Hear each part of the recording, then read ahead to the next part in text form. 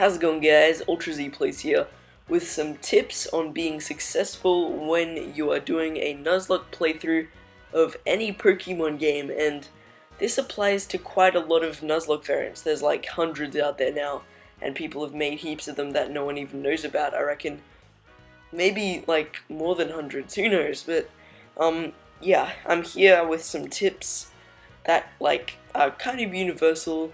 And yeah, anyone can sort of listen to this and sort of really learn something from it. And this is mainly for people who are just starting out, so if you're like a pro at Pokemon and you've been playing it ever since Pokemon Red and Blue and stuff, this might not be the best thing for you unless you're just obsessed with me and you want to listen to my voice anyway, which makes sense, so I don't blame you. But yeah, while I did come up with a lot of this myself, I did actually look at Reddit a little bit about some of this, but yeah, that's just a little one, so don't worry about it. But yeah, onto the tips. The first one, grind your Pokemon as much as you can, and while that may seem like a no-brainer, it actually means a whole lot. Like, you need to grind your Pokemon a whole lot. Don't just assume that you're on a low level but you have a type advantage, so you'll be fine. Like, those kind of situations get a Pokemon killed in a Nuzlocke, so, yeah.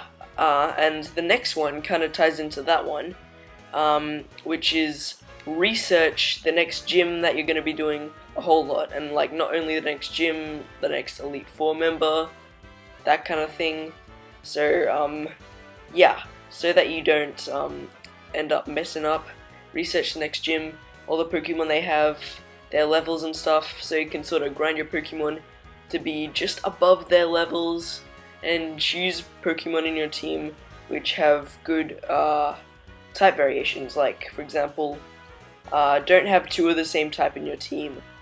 I made this mistake when I was like 11, when I was playing something. I mean, it wasn't a Nuzlocke, but you know what I mean. Like, don't ever do that, because that will not help you. Buy lots of items is another thing. Like, you don't want to have heaps of cash in your wallet. You need to spend that stuff at the Pokemart or the Poke Center in newer games. But so yeah, you need to spend that on healing items and on Pokeballs, which is another thing. So make sure that you have the maximum amount of Pokeballs. Well, not the maximum amount, but like quite a lot of them.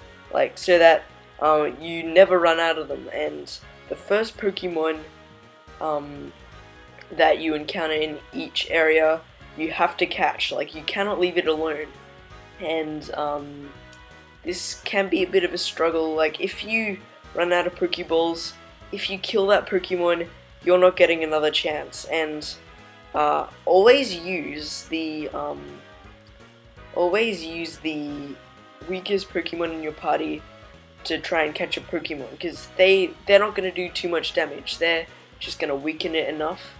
And I like to sometimes have two of them in my party, like two weak Pokemon when I'm trying to catch something, just so that if one dies, I still have the other one as a backup, and I don't have to use a really overpowered Pokemon to try and take it down.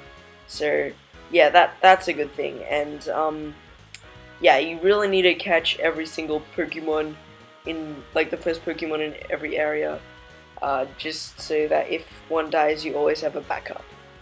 And another good thing to do is always prepare for the worst situation that can happen. Like, prepare for when your enemy is gonna crit you almost every time, like that kind of thing. Always prepare for the worst, so that you're not going to experience the worst, and you're gonna survive. You're gonna go all the way through that and survive, because sometimes some of the rules say that if you black out, you need to start the game again. So yeah, that can be an annoying thing, since you already went through everything at the start of the game, and yeah. And another thing, if you're starting off doing a Nuzlocke, like it's your first Nuzlocke you've ever done,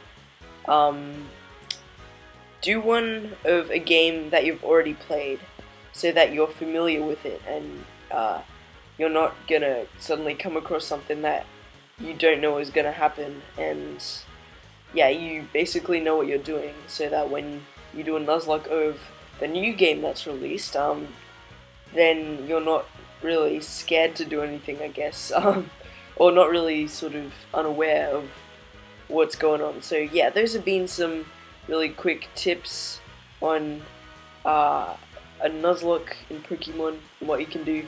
So yeah, thank you guys so much for watching. Until next time, stay legendary, and I will see you in the next one. Goodbye, guys.